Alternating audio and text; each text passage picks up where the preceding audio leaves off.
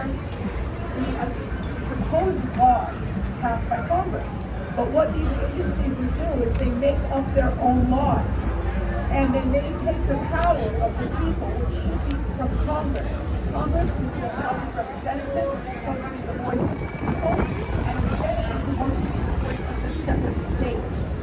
Well, they took away that power. So these different agencies, including the IRS, including the CIA, including the FBI, including this senior executive service, people who run the government cannot be fired. And okay, so there's a huge bureaucracy that makes up their own rules, and that includes the New York City administration. And I think Eric and I think Joe Friendly, you remember from 20 years ago when we tried to have rallies here, when we tried to have meetings about 9/11 research, and we were told, but you don't have a permit. Guess what? You don't have to have a permit. Exactly. The right of assembly. We're guaranteed a right of assembly as United States citizens. But they pretend that we don't have that right. They take over the rule of law and they use it against the people.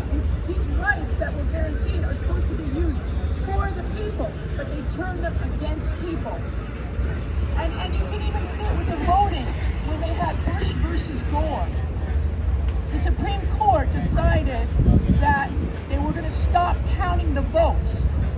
Because why? Because if they continue to count the votes, it would deprive George W. Bush of his right to become president. That's actually in the case, Bush versus Gore. They believe that and Scalia, who wrote the opinion, said this should never be repeated again. How can you imagine a decision on law saying we can never use this opinion for anything going forward? Why? Because it's a bullshit. Because it's full of shit, that's why. And they knew it. And that's why he wrote in there. But even though I'm arguing this now so that W. Bush can be president, it doesn't mean you can never use this argument again. And I can't tell you why. Because this is arbitrary law. Arbitrary law is not legal. And so the Supreme Court has been corrupt for 20 years. And if you want to go back to George Bush and the voting machines, the people that weren't studying the vote back then, like Greg Palast, who's a famous Democrat who talked about the cheating in the election, he knew the machines were crap back then. He knew the machines were gamed, but he never spoke out about it.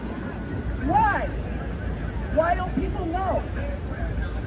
And the exit polls never matched the final count. So what did they do? Abolish exit polls. So if you want to know, Bush put in Help America Vote Act. Okay? So in other words, they're going to vote for you. Just like the New World Order says, you know, the latest thing is you're never going to have another election. Why not? Why? Hey, listen, Because it's free. Actually, I'm happy to see this, you know, because fucking New York has got too uptight. This is like a little bit better, you know, you kind of loosen up. Yeah. They knew you were going to be afraid of before you do anything. And that's like what they do with terrorism. The war on terrorism.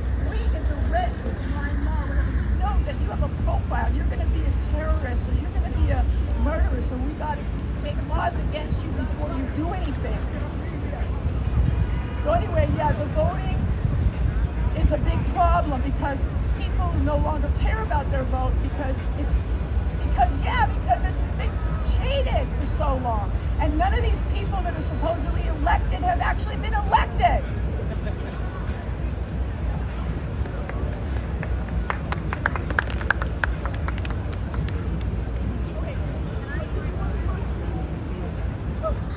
What is that countdown?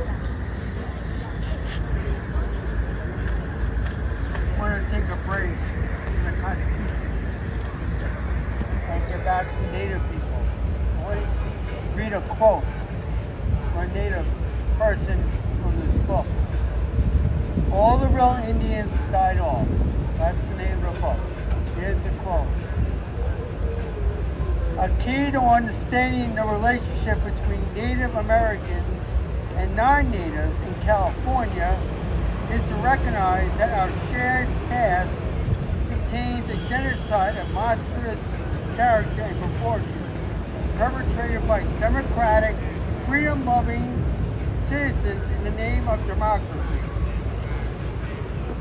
But really to secure great wealth in the form of land against Indians cast as savages. Uncivilized alien enemies. These Californians are the beneficiaries of genocide. Does it remind you of Gaza? I think so.